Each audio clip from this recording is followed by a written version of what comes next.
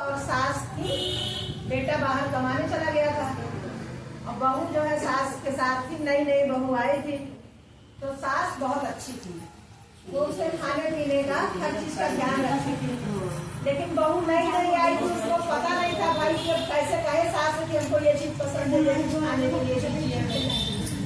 तो सासू माँ ने एक गाय पाल रखी थी, तो उस गाय का दूध जो निकलता था वो गर्म करने के लिए रखती थी। तो पहले जमाने में कुछ कचरी में रखा जाता था और लाल हो जाता था, तो इस्तेमाल होता था, तो रख देती थी। अब बहू को मलाई और दूध दोनों बहुत अच्छा लगता था, लेकिन वो संकोच बस सास से कह नहीं पाती थी। तो सास दूध रख करके अपना गर्भवनी वाला काम करती थी, पंचायत वाला। तो रख के चले जाए, तो जब मलाई पड़ जाए तो बहू मलाई चम्मच से निकाल ले और एक गिलास दूध निकाल के अपने कमरे में रख के आए, खा लेती थी। तो कुछ दिन सास देखी, कहीं पूछे कैसे घर में सास बहू दो ही लोग हैं, और अगर हम तो बाहर चले जाते हैं, बहू अकेली रहती है, तो अगर उससे पूछते हैं तो उसको खराब लगेगा कि चोरी लगा रही है हमारे ऊपर। हफ्ता 10 दिन देखी, उसके बाद कहती कि बहू आज वो 1 हफ्ते से देख रहे हैं कि इसमें मलाई भी नहीं पड़ती दूध में, और दूध पता नहीं जल जाता है कि कैसे कम हो जाता है। तो कहीं कि अम्मा अब क्या बताएं, हम देखते तो रोज है लेकिन बता नहीं पाए। तो कहीं बताओ, कहीं जो बिल्लियाँ रोज आती देखती नहीं, मैं हाँ आती तो है बिल्ली रोज, कहीं वही मलाई से चाटती है, उसके बाद अपना भर पेट दूध पी लेती है। तो कहीं दुल्हन बाहर निकले थोड़ा देखती रहा करो, आज तो हटा दिया करो। उसके बाद जो है अब बिल्ली कोने में सुन रही थी, बिना कसूर के हमारा आरोप हमारे ऊपर लग रहा है, हम पीते भी नहीं है, हमारे ऊपर आरोप लग रहा है। तो घबराओ नहीं बहू रानी, इसका बदला तो हम लेंगे तुमसे समय आने पे। अब बेटा काफी दिन से कमाने गया था, तो पैसा वैसा जब कमा लिया तो बिना बताए घर की ओर चल रहा कि आज हम घर पे पहुंचेंगे गए छोटा, तो माँ और हमारी बीवी दोनों खुश हो जाएंगे। वो ढेर सारा हम लोगों के लिए साड़ी कपड़ा गिफ्ट श्रृंगार सब दिया और लेके चल पड़ा। अब बिल्ली घूम रही थी उसी गाँव में, तो बिल्ली तो अपने मालिक को पहचान रही है, बेटे को पहचान ली, झट उसका दिमाग काम किया, दूसरे घर में घुसी और एक मर्दाना चप्पल एक जोड़ा चुरा ले आई और बहू के कमरे के पास रख दिया। बहू भी ध्यान नहीं, काम काज करके ध्यान नहीं देना, गई कमरे में सो गई। अब बेटा आया घर पे, जब आया तो देखा माँ नहीं है, अच्छा माँ नहीं है, कमरे की ओर गया तो देख रहा है चप्पल उठी हुई है, उसका दिमाग समझ गया कि हमारे ना रहने की कोई गलत काम करती है। अब वो गया, वो गहरी नींद में सो रही थी, अब उसने कहा कि इसको बुलाइए, पहले उसको बुलाओ। अब बहू कह रही है कि हम तो सो रहे थे, हम तो किसी को नहीं बुलाए थे, कहे तुम बहाना बना रही हो, और उसको बहुत प्रताड़ित किया, बताओ जिसको तुम बुलाई हो। कहे हमने किसी को बुलाया ही नहीं है, हमारे सामने तो आप आए हैं और आप भी बिना बताए आए हैं। अच्छा, उसको बहुत क्रोध लगा, तब तक माँ भी आ गई। तो माँ आई तो माँ से उसने बताया, तो नहीं भैया दुल्हन बहुत अच्छी है, हमारी सब सेवा करती है, खान पान का ध्यान रखती है, कपड़ा लत्ता धोती है। तो कहे कि माता जी तुम भी बहू की ओर बोल रही है, तुम्हारा कपड़ा क्या धोती है, पैर क्या दबा देती है, उसका कष्ट ले रही है कि किसी को रखी है।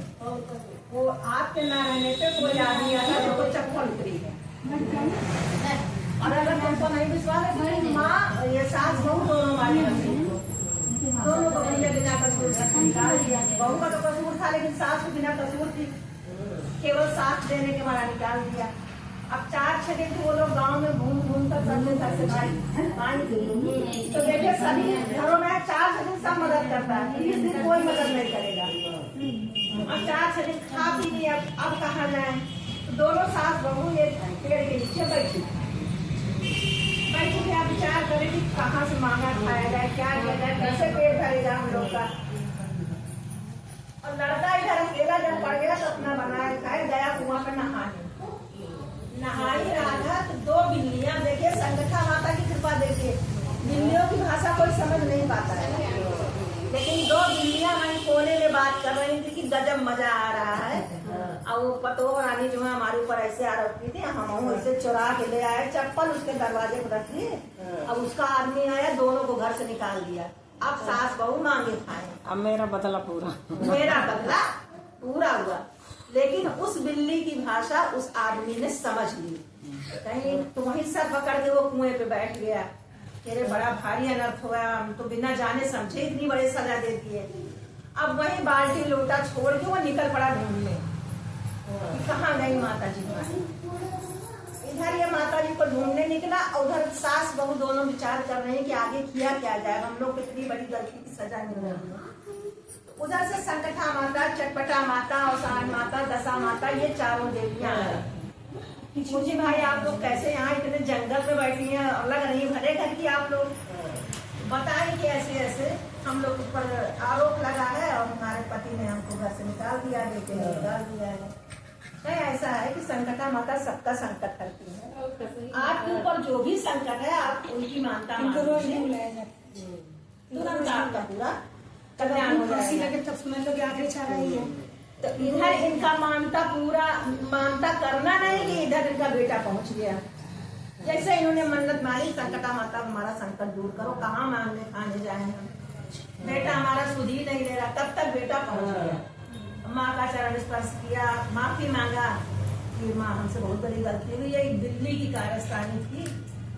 तो उसके बाद घर आए तो बहू ने बताया कि माता जी गलती हमारी थी और हमसे ऐसे ऐसे हो जाता थे, नहीं पाते थे तो हम ही निकाल के खा लेते थे। और हमने सोचा बिल्ली तो दूध पीती ही है, मलाई खाती है, उसके ऊपर आरोप कर देंगे तो कोई विश्वास नहीं करेगा, विश्वास अभी कर लेंगे, भाई कुत्ता बिल्ली दूध तो मुँह मारते हैं।